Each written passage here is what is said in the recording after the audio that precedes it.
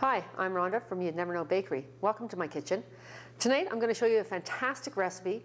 It's pork chops done with apples, onions, Chinese five spice, and sage. This is a very fast recipe, 25 minutes start to finish, one pan. It's delicious. Let's get started. I'm using Cortland apples. If you want to take a look, nice and crisp, that's what you're looking for. A sweet apple will not do for this recipe, but you can pick whatever crisp apple you want. We're slicing about, say, 1/4 inch thick.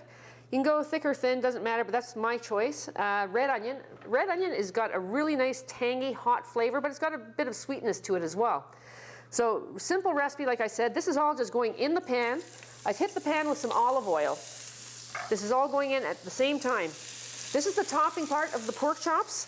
It takes about 8 or 10 minutes to get the whole thing done. I will season it with salt and pepper as well. Let me just get this all in here. Throw the sage right on top. And the Chinese five spice. If you don't want to use the Chinese five spice, go ahead and use cinnamon. It'll do the same thing. Just mix this around a little bit. Just like that. We're going to do a little bit of salt and pepper.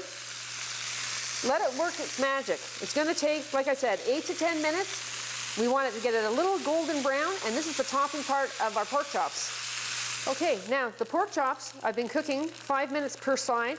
They're ready to come off now. You see, look how nice and golden brown they are. That's exactly what you're looking for. This has been the same pan.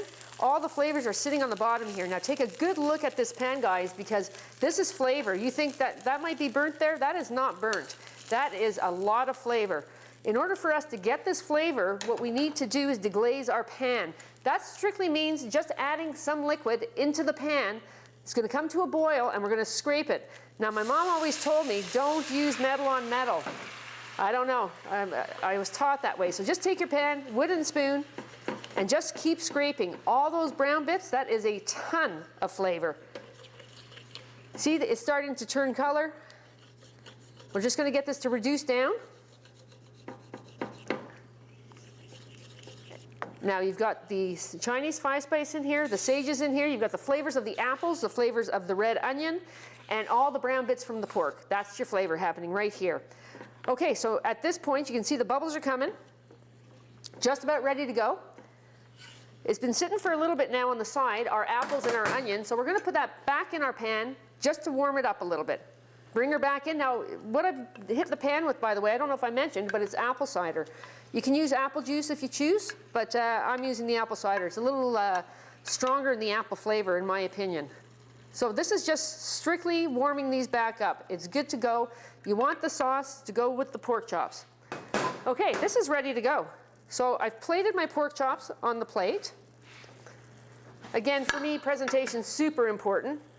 And I'm strictly just going to spoon out the onion apple topping, and I'm putting it right on top. A ton of flavor happening here, really, really delicious.